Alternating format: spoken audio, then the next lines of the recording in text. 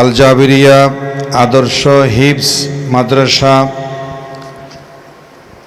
কর্তৃক আয়োজিত 2026 সালের আজকের এই বর্ণাঢ্য মোবারক ইফতার মাহফিলের সম্মানিত সভাপতি, প্রধান অতিথি, বিশেষ অতিথিবৃন্দ, মাহফিলের সঞ্চালক, এই মাদ্রাসার সম্মানিত প্রতিষ্ঠাতা পরিচালক, একাধিকবার জাতীয় পুরস্কার প্রাপ্ত হাফেজ, জগতের উজ্জ্বল নক্ষত্র, হাফেজ কারি মাওলানা মোহাম্মদ আবদুল্লাহ সাহেব এবং ওনার গর্বিত পিতা আমাদের আজকের ইফতার মাহফিলে উপস্থিত আছেন কোরআনের পাখিদের অনেক গার্ডিয়ান, অভিভাবক এবং কোরআনের পাখিরা, বুলবুলিরা। আমরা আজকে এই পবিত্র ইফতার মাহফিলে দোয়া কবুলের সময় কিছুক্ষণ সময় ধৈর্য সহকারে পৃথিবীর সমস্ত ঝামেলা ব্যস্ততা থেকে মুক্ত রেখে এই সুন্দর আয়োজনে শামিল হওয়ার তৌফিক দান করেছেন। মনিবের দরবারে খুশি হয়ে প্রাণ খুলে জবান ছেড়ে সবাই শুকরিয়া আদায় করে পড়ছি আলহামদুলিল্লাহ। লাখো কোটি দরুদ ও সালামের হাদিয়া পেশ করছি সরওয়ারে কায়নাত, নূরে মুজাসসাম, রাহমাতে দু আলম, সর্বকালের সর্বযুগের সর্বশেষ ও সর্বশ্রেষ্ঠ মহামানব, মানবতার মুক্তির একমাত্র দিশারি, রাহমাতুল আলামিন মুহাম্মাদুর রাসূলুল্লাহ সাল্লাল্লাহু আলাইহি ওয়াসাল্লাম। শুরুতেই বলি, রাসূল পাক সাল্লাল্লাহু আলাইহি ওয়াসাল্লাম হঠাৎ করে একদিন জুমার দিনে প্রথম সিঁড়িতে আমিন বললেন, দ্বিতীয় সিঁড়িতে আবার আমিন, তৃতীয় সিঁড়িতে আবারও আমিন বললেন। সাহাবায়ে কেরাম জিজ্ঞেস করলেন, ইয়া রাসূলুল্লাহ, সবাই বলি সাল্লাল্লাহু আলাইহি ওয়াসাল্লাম, হঠাৎ করে আজকে 3 বার আমিন বলার কারণ কি আমরা কি জানতে পারি? প্রতি জুমায় তো আপনি সচরাচর এই আমিন বলেন না। রাসূল পাক সাল্লাল্লাহু আলাইহি ওয়াসাল্লাম জানিয়ে দিলেন, প্রথমবার আমিন বলেছি জিবরাইল আলাইহিস সালাতু ওয়াস সালাম এই মুহূর্তে আমাকে এখানে এসে বলেছেন যে রমজান মাস পেয়েছে, কিন্তু নিজের গুনাহ মাফ করাতে পারল না, নিজের নসিব ভাগ্য পরিবর্তন করতে পারল না, জান্নাতি হতে পারল না, জাহান্নাম থেকে নিজেকে নিজের কষ্ট, পরিশ্রম, অধ্যবসায়, ইবাদতের মুশাহাদা, মোরাকাবা, মুজাহাদা, নফসের সাথে যুদ্ধ করে ইবাদতের প্রতিযোগিতায় শামিল রেখে ভবিষ্যৎকে সুন্দর করার, আখিরাতকে দামি বানাবার জন্য ইবাদতের সাগরে ঝাঁপ দিয়ে মুত্তাকি হতে পারল না, নিজের জীবনকে পরিবর্তন করতে পারল না, তার ধ্বংস হোক, তার জীবন, তার নাক ধুলাই কি হোক, মোচিত হোক, অর্থাৎ তার ধ্বংস হোক। এই কথাটা বলার পরে রাসূল পাক সাল্লাল্লাহু আলাইহি ওয়াসাল্লাম বললেন, সুন্দর কথা, এত বড় নিয়ামত, এর অপার ভান্ডার পাওয়ার পরে যারা এটাকে কদর করলো না, তার ধ্বংস হওয়া উচিত। রাসূল বললেন আমিন, অর্থাৎ রাসূল সেটাকে কি করলেন, সত্যায়িত করে দিলেন, সিলমোহর মেরে দিলেন জবান দিয়ে। তাহলে রমজান মাস আমাদের কাছ থেকে প্রায় বিদায়ের পথে। যে কোনো বয়সের রোজাদারের জন্যে এই রমজান মাস যদি আমরা বেশি ইবাদত করতে না পারি, তাহলে আমাদের ভবিষ্যৎ অন্ধকার। তো সেজন্য এই রমজান মাসের প্রত্যেকটা মুহূর্ত দামি, মুস্তাজাবুদ দাওয়া, দোয়া কবুলের মুহূর্ত। এই সময়ে আমরা যে মাগফিরাত হারানোর পথে, আগামীকাল শেষ হয়ে যাবে মাগফিরাতের শেষ, এরপরে 10 দিন নাজাত শুরু হবে। নাজাতের সেই 10 দিন আরো দামি। মাহফিলে যেমন তৃতীয় বক্তা ফিসও কম, মূল্যায়ন একটু কম, বলে 3 নম্বর বক্তা। তারপরে যখন এশার পরে বসে বলে এটা সেকেন্ড বক্তা, এটা 2 নম্বর বক্তা, এটার হাদিয়া আর একটু বেশি, মূল্যায়নও বেশি। যখন শেষে 10টায় বসে বলে এটা হচ্ছে প্রধান বক্তা, প্রধান আকর্ষণ, ওর হাদিয়াও বেশি, সম্মানও বেশি, মূল্যায়নও বেশি। সেভাবে প্রথম 10 দিন দামি, মাঝের মাগফিরাত আরো দামি, শেষের 10 দিন আরো দামি। যেই শেষ 10 দিন রয়েছে শবে কদর, লাইলাতুল কদর, সূরা কদর যেটা আল্লাহ পাক নাজিল করেছেন, শাহরু রমাদান আল্লাযী উনজিলা ফীহিল কুরআন হুদাল লিন-নাস ওয়া বায়িনাতিম মিনাল হুদা ওয়াল ফুরকান। আল্লাহ পাক রব্বুল আলামিন বলছেন রমজান এমন একটা মাস যে মাসে আল্লাহ পাক কোরআন নাজিল করেছেন। তাহলে এই রমজান মাসের দাম কেন? অন্যান্য মাস হতো মাস, ওই মাসেরা কি দোষ করলো আর এ মাসে কি ভালো কাজ করলো, এর দাম বেড়ে গেল। বাকি 11 মাসের দাম কম, এ মাসের দাম বেশি। এ মাসের কি কৃতিত্ব আছে, কেন দাম বাড়লো? তার একমাত্র কারণ হলো শাহরু রমাদান। রমজান এমন একটা মাস যে মাসে নাজিল হয়েছে উনজিলা ফীহিল কোরআন, যে কোরআন এই আল জাবরি হেফজ মাদ্রাসায় পড়া হচ্ছে, শেখানো হচ্ছে, হেফজ হচ্ছে, নাজরা হচ্ছে। সেই কোরআন নাজিলের কারণে পুরা মাসটাই 11 মাসকে পিছনে ফেলে দামি, মূল্যায়ন, মর্যাদাবান হয়ে গেল। বলেন সুবহানাল্লাহ। সেই কোরআন আমরা পড়তে এসেছি আল জাবরিয়া আদর্শ হিফজ মাদ্রাসায়। এই রমজান মাস কোরআনের কারণে দামি। শেষের 10 দিন বলেছিলাম প্রধান আকর্ষণের মতো, আরো দামি। কেন? বলে ইন্না আনজালনাহু ফি লাইলাতুল কদরি। সেই লাইলাতুল কদর হাজার হাজার মাসের চাইতেও যেই রাত উত্তম। লাইলাতুল কদর খায়রুম মিন আলফি শাহর। 1000 মাস নয়, হাজার হাজার মাসের চাইতেও উত্তম এই মাসে এই রাত। কেন? বলে এই রাত্রে নাজিল হয়েছে মহাগ্রন্থ আল কোরআন। শবে কদর, লাইলাতুল কদর, তোমার দাম বাড়লো কেন? বলে আমার রাতে নাজিল হয়েছে মহাগ্রন্থ আল কোরআন। এই মাস তোমার দাম বেশি কেন? বলে আমার মাসে নাজিল হয়েছে মহাগ্রন্থ আল কোরআন। এ জিবরাইল সাইয়্যিদুল মালাইকা, সারা পৃথিবী সারা বিশ্বে খোদার খোদাইতে তুমি চ্যাম্পিয়ন, সবচেয়ে মর্যাদাবান ফেরেশতা। তোমাকে বলা হয় ফেরেশতার লিডার, ফেরেশতার সরদার, সাইয়্যিদুল মালাইকা হযরত জিবরাইল। তোমার এত সম্মান কেন বেড়ে গেল? বলে আমি বহন করেছি বিশ্ব নবীর কাছে মহাগ্রন্থ আল কোরআন। সুবহানাল্লাহ। কোরআনের কারণে জিবরাইল দামি, কোরআনের কারণে রমজান মাস দামি, কোরআনের কারণে শবে কদর, লাইলাতুল কদর দামি। এই পলিস্টার কাপড় 25 টাকা দিয়ে বিক্রি হয়, মানুষ গায়ে দেয় না, ঘৃণায়, মাথায় সিনায় লাগায় না, কিন্তু জোরদান তুমি এত সম্মানিত কেমনে হলে? তোমার সাথে কারো পা লাগলে সালাম করতে হয় কেন? মাথায় চুমা লাগায় কেন? তোমার দাম তো 30 থেকে 35, সর্বোচ্চ 50। এখন তো 1000 2000 টাকাও তো এক গজ করে কাপড় আছে, ওটা থেকে লাথি দিলেও সালাম করে না। তোমার দাম কম, তোমার সালাম পেতে হয় কেন? তোমার মর্যাদা এত বেশি কেন? আমি বুকে জড়িয়ে নিয়েছি মহাগ্রন্থ আল কোরআন। সুবহানাল্লাহ। এই মাদার গাছ তোমাকে দিয়ে তো আসবাবপত্র হয় না, খাট পালন হয় না, চুলায় জ্বালানো ছাড়া কোনো কাজে আসে না। 81 গাছের দামের মতো তোমার দাম নাই, কিন্তু এই মাদার গাছ যদি কোনো সময় কোরআনের রিয়াল হয়ে যায়, তোমাকে সালাম করতে হয় কেন?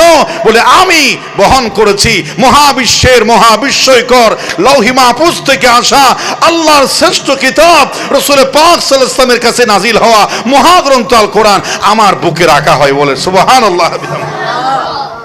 তাহলে কোরআনের সাথে যে লাগে তার দাম কি যায়?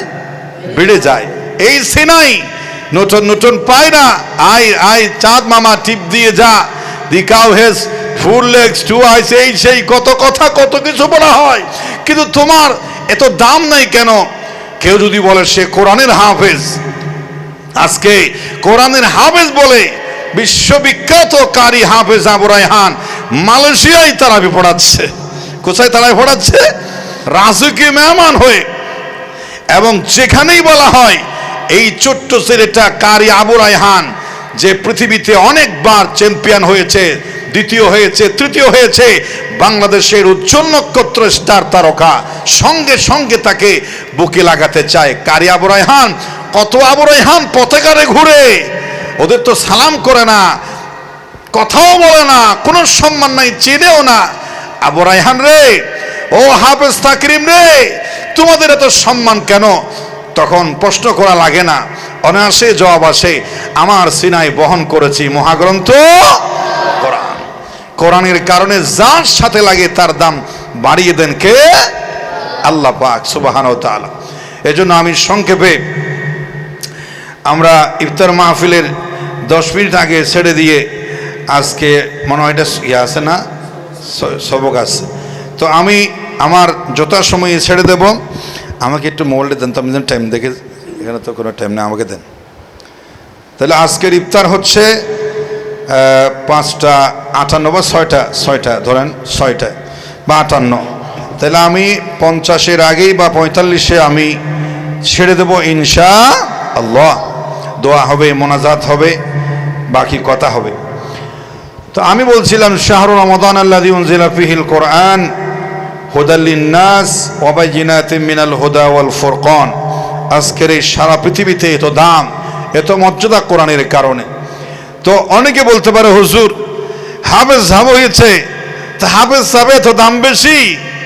তো আমরা যে না খেয়ে, নিজে না পড়ে, আমাদের সন্তানদেরকে যে আমরা মাদ্রাসায় পাঠিয়ে দিয়েছি, আমরা তো এত ত্যাগ কোরবানি স্বীকার করছি, সব কি আমার ছেলেরাই পাবে?